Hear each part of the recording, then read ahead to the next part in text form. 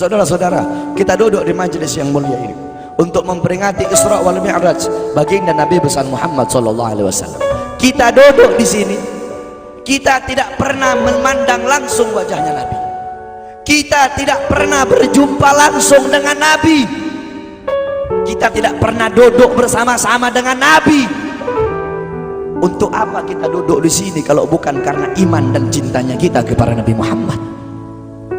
Padahal kita tidak pernah berjumpa dengan Nabi, bertemu dengan Nabi nggak pernah, duduk bersama Nabi nggak pernah. Tapi kita beriman kepada Nabi Muhammad. Kita cinta kepada Nabi Muhammad. Kita umat yang dirindukan oleh Nabi, umat yang dicintai oleh Nabi. Rasulullah ketika beliau sedang duduk bersama para sahabat, Rasulullah berkata, wahai para sahabat, tahukah kalian golongan-golongan yang soleh? Tahukah kalian golongan-golongan yang mulia? Sahabat berkata, apakah para malaikat ya Rasulullah? Rasul berkata, bagaimana mungkin malaikat tidak mulia sedangkan mereka berada di sisi Allah? Ada lagi yang mulia. Apakah para nabi dan rasul? Bagaimana mungkin nabi dan rasul tidak mulia sedangkan Allah menurunkan wahyu untuk mereka? Ada lagi yang mulia. Apakah kami ya Rasulullah? Bagaimana mungkin kalian para sahabatku tidak mulia sedangkan aku berada di tengah-tengah kalian? Ada lagi yang mulia. Kata sahabat, Allah dan engkau yang lebih tahu ya Rasul. Rasulullah menundukkan kepala, Nabi Muhammad menundukkan kepala. Dari kedua pelupuk mata beliau mengeluarkan air mata, membasahi pipi beliau sampai ke janggutnya beliau. Beliau menundukkan kepala sambil menangis dan beliau berkata, golongan yang mulia ini, golongan yang soleh ini, mereka golongan-golongan yang adanya nanti di akhir zaman. Mereka tidak pernah duduk bersamaku, mereka tidak pernah memandang wajahku, mereka tidak pernah mendengar langsung kata-kataku, akan tetapi mereka beriman kepadaku, kata Rasul. Mereka umat yang aku rindukan, mereka umat yang aku cintai. Tuba liman yarani wa amana bi, wa tuba summa tuba summa tuba liman lam yarani wa amana bi. Sungguh beruntung orang-orang yang beriman kepadaku, kemudian orang-orang yang melihatku kemudian beriman kepadaku. Dan sungguh beruntung, dan sungguh beruntung, dan sungguh beruntung. 3 kali keberuntungan, 3 kali kemuliaan bagi orang-orang yang tidak pernah melihatku akan tetapi mereka beriman kepadaku. Siapa? Kita umat Nabi Muhammad SAW. Kita tidak pernah memandang wajah Nabi, tidak pernah berkumpul dengan Nabi, tapi kita beriman kepada Nabi Muhammad. Apalagi kita umat Islam Indonesia, umat Islam Indonesia, umat yang dicintai oleh Rasulullah. As-Sayyid Al-Habib Muhammad bin Alwi Al-Maliki, ketika beliau berziarah ke makam Nabi Muhammad, dalam keadaan sadar beliau berjumpa langsung dengan Nabi Muhammad. Di belakang Nabi Muhammad ada ribuan orang. Habib Muhammad pun bertanya, ya Rasulullah, siapa yang ada di belakangmu ini ya Rasulullah? Ribuan orang ini, ribuan golongan ini, siapa ya Rasulullah? Rasulullah berkata, ini mereka yang ada di belakangku. Mereka adalah umat Islam yang aku cintai. Mereka umat Islam yang ada di Indonesia, kata Rasulullah SAW. Kita dicintai oleh Rasul. Kenapa? Coba kita lihat di Indonesia, saudara-saudara. Kalau bulan Maulud, kalau bulan Rabiul Awal, di kampung-kampung, di musola-musola, setiap masjid, setiap langgar, setiap pesantren, setiap RT, setiap RW pasti bikin maulid Nabi Muhammad. Kalau udah bulan Rajab, setiap pesantren, musola, masjid, kampung, RT, RW pasti bikin Isra wal Mi'raj sebagai Nabi besar Muhammad. Negara-negara yang lain, tempat-tempat yang lain tidak seperti kita, saudara-saudara. Makanya kita menjadi umat yang dicintai oleh Rasul, umat yang dimuliakan oleh Nabi Muhammad, umat yang dirindukan oleh Nabi Muhammad SAW. Allah berkata dalam Al-Quran, laqad ja'akum rasulun min anfusikum azizun alaihi ma'anittum harisun alaikum bil mu'minina raufur rahim. Hei sekalian umat manusia, yang kaya, yang muda, yang tua, yang muda, yang kaya, yang miskin, mulai pejabat sampai rakyat, ulama sampai umat. Hei sekalian umat manusia, laqad ja'akum, telah sampai kepada kalian, telah datang kepada kalian rasulun, utusan Allah min anfusikum, dari golongan kalian manusia. Azizun alaihi ma anittum, sungguh berat baginya penderitaan yang kau alami, sungguh berat baginya kesusahan yang kau alami. Sebelum kalian susah, dia lebih dahulu susah. Sebelum kalian menderita, dia lebih dahulu menderita. Sebelum kalian menangis, dia lebih dahulu menangis. Sebelum kalian berdarah, dia lebih dahulu berdarah. Azizun alaihi ma anittum, harisun alaikum, dia menjaga kalian, menjaga akidah kalian, keyakinan kalian, tauhid kalian, syariat kalian, sholat kalian, agar kalian tidak menyimpang, agar kalian tidak tersesat, agar kalian tetap berada di jalannya Allah. Bil mu'minina raufur rahim, kepada orang-orang yang beriman beliau sangat cinta, beliau sangat sayang, beliau mencintaimu sebelum engkau mencintainya, beliau merindukanmu sebelum engkau merindukannya. Siapa beliau? Siapa dia? Dia adalah seorang manusia yang mengorbankan jiwanya, mengorbankan nyawanya, mengorbankan darah dan hartanya demi kita sebagai umat. Beliau kepanasan, kedinginan, 3 hari 3 malam makan, mengganjal perutnya dengan sebongkah batu. Perut suci beliau berbunyi. Kelaparan bukan untuk dirinya, kelaparan bukan untuk anak cucunya, kelaparan demi kita sebagai umat. Beliau seorang manusia yang pipinya pernah tertusuk duri sampai tembus ke sebelah demi kita sebagai umat. Beliau seorang manusia yang pernah wajah beliau dilempari kotoran demi kita sebagai umat. Lupakah kalian dengan air mata beliau yang menetes setiap malam demi kalian? Lupakah kalian darah suci beliau yang menetes ketika berada di kota Taif, dilempari batu demi kalian? Ketika beliau pergi ke kota Taif, dahi beliau dilempar batu, darah ke beliau keluar. Ketika darah itu jatuh, ditampung darah beliau, ditampung darahnya. Sahabat berkata, ya Rasul, kenapa kau tampung darahmu ya Rasul? Rasul berkata, andaikan darahku jatuh di atas tanah Taif, penduduk kota Taif akan ditenggelamkan oleh bumi, sedangkan mereka adalah umatku. Luar biasa kasih sayang Nabi kepada kalian. Tapi kita sebagai umat tidak tahu diri. Kita sebagai umat merusak sunnahnya.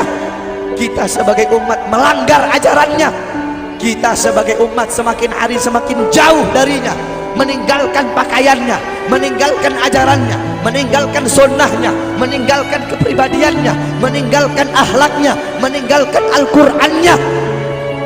Rasulullah sallallahu alaihi wasallam yang dimana gal Sayyidina Ali karamallahu wajha, inna Rasulullah fi akhir nafsi harragat syafataihi marratain fa'algaitu sam'i fasami'tuhu yaqul ummati ummati faqubida Rasulullah sallallahu alaihi wasallam wa qala law kanat ad-dunya tadumu li wahidin la kana Rasulullah sallallahu alaihi wasallam fiha mukhallada.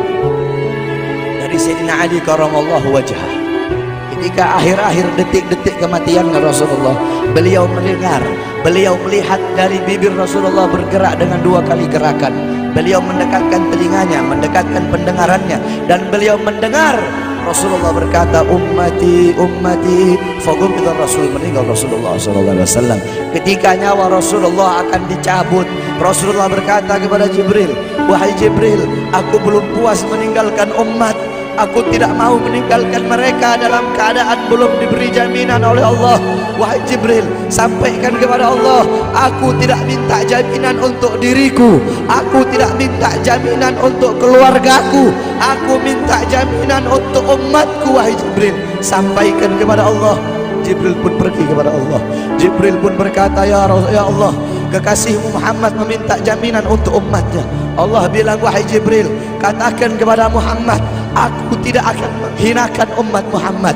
Basyirhu fa innahu awwalu nasin kharijum minal ardi idza bu'isu. Kemudian beliau ditarik lagi nyawa beliau. Beliau berkata, ya Khalil Israel, wahai kekasihku Israel, apakah seperti ini rasa sakit ketika dicabut nyawa? Israel berkata, iya ya Rasulullah, seperti inilah rasa sakit ketika dicabut nyawa ya Rasulullah. Apakah rasa sakit seperti ini juga yang kelak yang ya Allah, biar aku menanggung sakratul maut seluruh umat. Ya Allah, mereka tidak akan kuat, mereka tidak akan sanggup. Aku nabi mereka, aku pemimpin mereka, biar aku menanggung beban penderitaan sakratul maut mereka. Ya Allah, biar aku menanggung sakratul maut umatku. Ya Allah, di mana kita sebagai umat? Apa yang telah kita lakukan untuk Nabi Muhammad? Nabi berkorban untuk kita di saat detik-detik terakhir nafasnya, tidak memikirkan rasa sakitnya, tidak memikirkan pedihnya, tidak memikirkan beratnya. Beliau memikirkan nasib kita sebagai umat.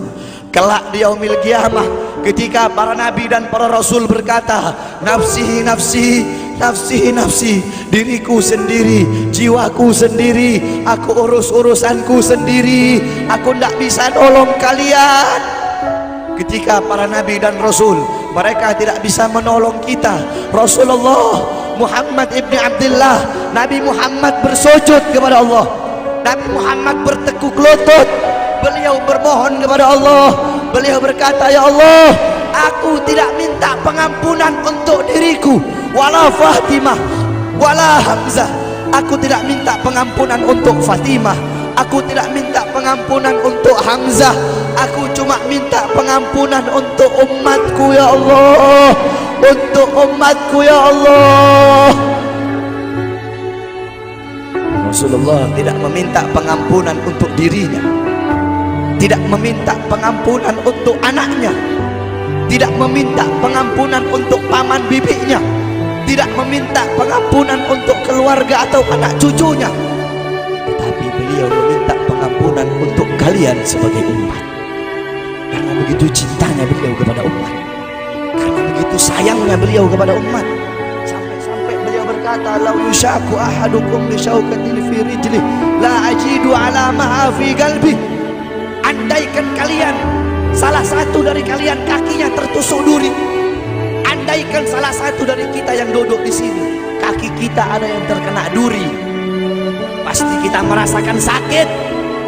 Apa kata Rasul?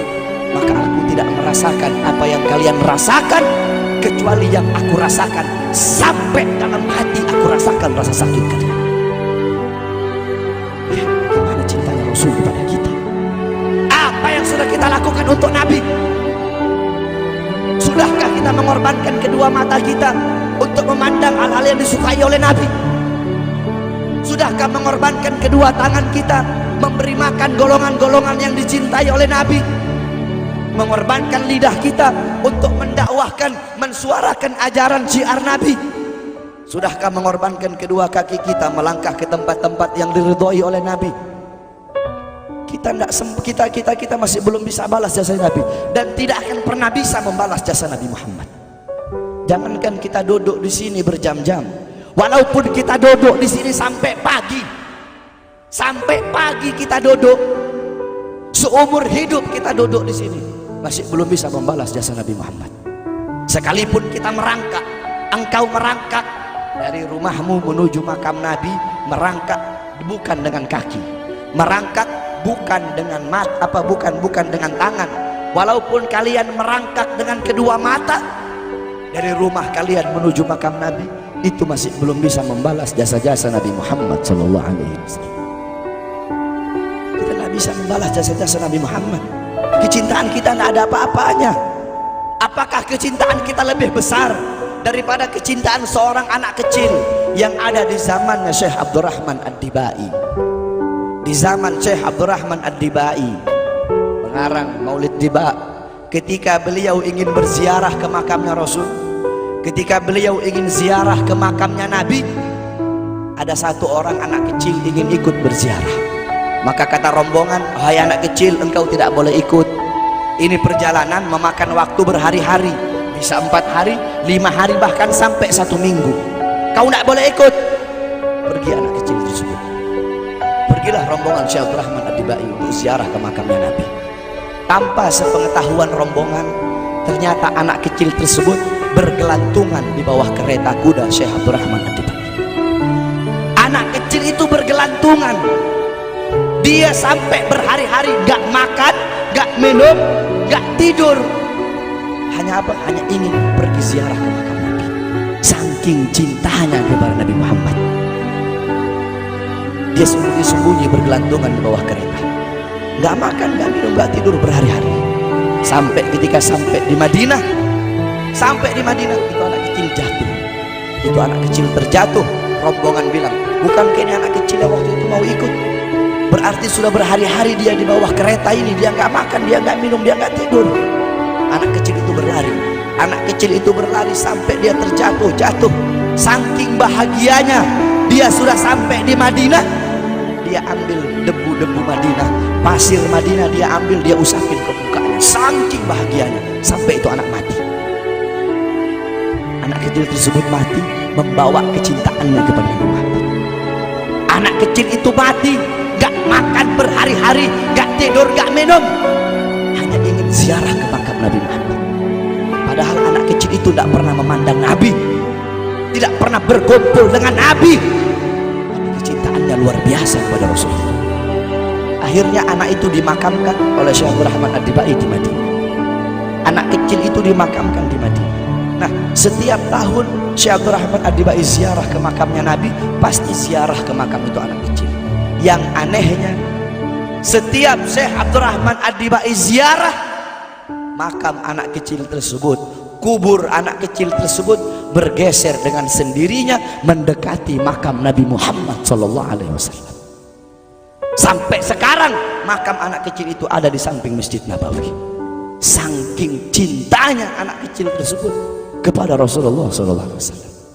Kecintaannya kita nggak ada apa-apanya.